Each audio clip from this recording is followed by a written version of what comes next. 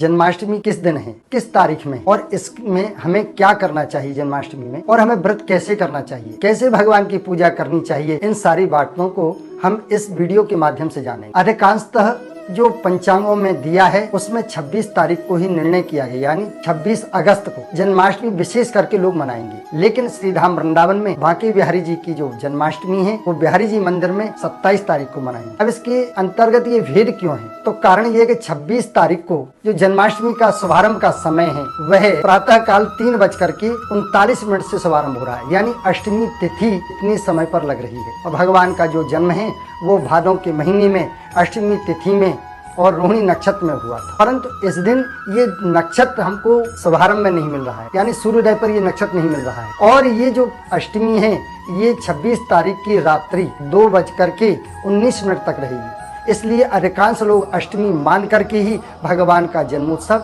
26 को मनाएंगे। लेकिन अब बिहारी जी में 27 को क्यों मना रहे हैं, इसका एक कारण है क्योंकि भगवान का जन्म अष्टमी तिथि में तो हुआ, लेकिन नक्षत्र जो है रोहिणी वो विशेष करके महत्वपूर्ण होता है, क्योंकि रोहिणी का जो नक्षत्र है वो बुधवार के दिन था और जो नक्षत्र है वह 26 तारीख को हमें दोपहर 3:54 से प्राप्त हो रहा है, जो कि 27 अगस्त को 3:37 यानी दोपहर के तक ये नक्षत्र रहेगा। इसलिए नक्षत्र की प्रधानता को लेते हुए हमारे श्री धाम वृंदावन में बांके बिहारी जी की मंदिर में जन्माष्टमी 27 अगस्त को ही मनाई जाएगी और उस दिन ये नक्षत्र भी उदया तिथि में हमको प्राप्त हो रहा है। अब इस दिन हमको करना क्या है, जन्माष्टमी के दिन हमें सबसे पहले ब्रह्म मुहूर्त में जगना है और जगने के बाद सबसे पहले भगवान को प्रणाम करें और भगवान की प्रार्थना करने के बाद आप फिर स्नान करें और स्नान ध्यान करने के बाद में गाय के घी का दीपक जलाएं भगवान के सामने और बैठ करके भगवान की पूजा अर्चना करें और अर्चना करके व्रत का संकल्प लें। प्रातः काल से ही आप संकल्प लेकर के पूरे दिन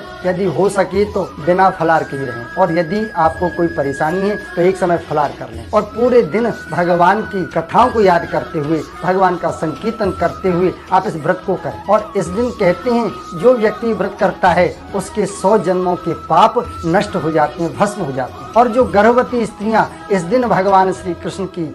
जन्म की खुशी में व्रत करती हैं उनके गर्भ का जो पुत्र होता है वो बड़ा ही स्वस्थ होता है, बड़ा ही सुंदर होता है और भगवान कृष्ण के जैसे गुण उसके अंतर्गत आते हैं और वो बच्चा आगे पूरे जीवन भर भाग्यशाली बना रहता है। जन्माष्टमी का जो व्रत है जो व्यक्ति करते हैं उनकी कभी अकाल मृत्यु नहीं होती और उनके घर में कभी भी गर्भपात नहीं होता। और जन्माष्टमी की रात्रि में किया गया जप तप भगवान का भजन भगवान का संकीर्तन करने का जो फल है वो हजारों गुना, उसका कोई समय सीमा नहीं, उसकी कोई गति निर्धारण नहीं होती और महाराज उसका अनंत फल व्यक्ति को प्राप्त हो जाता है। अब आपको करना क्या, पूरा दिन तो आपने व्रत कर दिया लेकिन भगवान के जन्मोत्सव कैसे मनाएं इस बात को समझेंगे। जब संध्या वेला हो जाए शाम को भगवान की आप लोग आरती कर लें और आरती करने के बाद एक पात्र ले लें, चांदी का हो तो बहुत अच्छी बात है, यदि चांदी का नहीं है तो आप एक काम करें तांबे का ले लें और लेकर के भगवत तुलसी पत्र के ऊपर भगवान बाल कृष्ण को विराजमान कर लें और विराजमान करने के बाद में भगवान को खीरों से ढक दें, यानी खीरे को छील लें उसके पीस कर लें और भगवान को उससे संपूर्ण ढक दें और ढकने के बाद में भगवान को एक कपड़े से ढक करके मंदिर में पर्दा लगा करके भगवान को सुला दें और सुलाने के बाद में जब रात्रि के ठीक 12 बज जाएं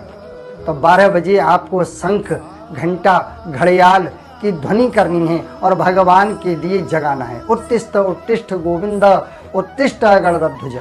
उत्तिष्ठ कमलाकांत कुर्वन्तु भव मंगल। भगवान को आप जगाएं, भगवान की जन्म स्तुति गाएं जो श्रीमद् भागवत में दे रखी है, गर्भ स्तुति है, उसको भी आप कर सकते हैं। और उसके बाद में जब भगवान को जगा दें खीरों को साइड कर दें और भगवान के लिए सबसे पहले जल से स्नान कराएं, शंख ले लें, शंख में जल कर भगवान को स्नान कराएं। स्नान कराने के बाद में उसके बाद पंचामृत दूध दही घी शहद बूरा हो सके तो ये 3 चीज गाय की ले लेना और चौथा शहद और 5वां बूरा लेकर के भगवान को स्नान करा देना और स्नान कराने के बाद में भगवान के शरीर पर इत्र का लेपन करना। इत्र का लेपन करने के बाद भगवान को सुंदर जितनी सुंदर आप वस्त्र लेके आए हों वो भगवान को पीले वस्त्र धारण कराना और स्वयं भी पीले वस्त्र धारण कर लेना और अपने माथे पर चंदन लगा लेना और भगवान को केसर का तिलक जरूर लगाना और लगाने के बाद में भगवान के लिए मोर मुकुट धारण कराएं। भगवान को वंशी सबसे ज्यादा प्रिय है तो बाल कृष्ण के पास में वंशी को धरा और भगवान के प्रसाद में जो धनिया होता है उसकी पंजीरी बना लें।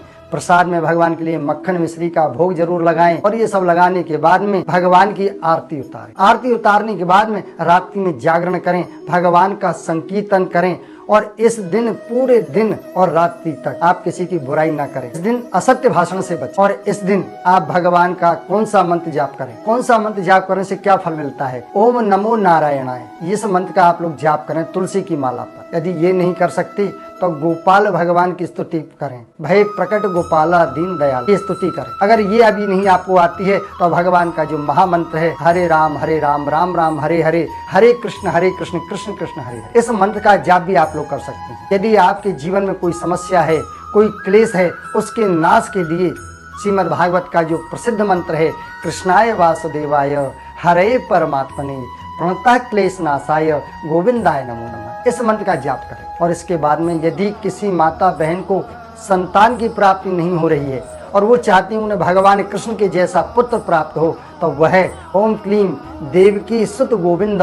वासुदेव जगतपति देहि में तनियम कृष्ण त्वाम हम शरणम गतः, पुत्र प्राप्ति के लिए इस मंत्र का भी जाप आप लोग कर सकते हैं। इन्हीं शुभकामनाओं के साथ आप सभी के लिए भगवान के आने वाले जन्म दिवस की हार्दिक शुभकामनाएं। यदि आपको वीडियो अच्छा लगा हो तो कमेंट में जय श्री राधे जय श्री कृष्ण अवश्य लिखें।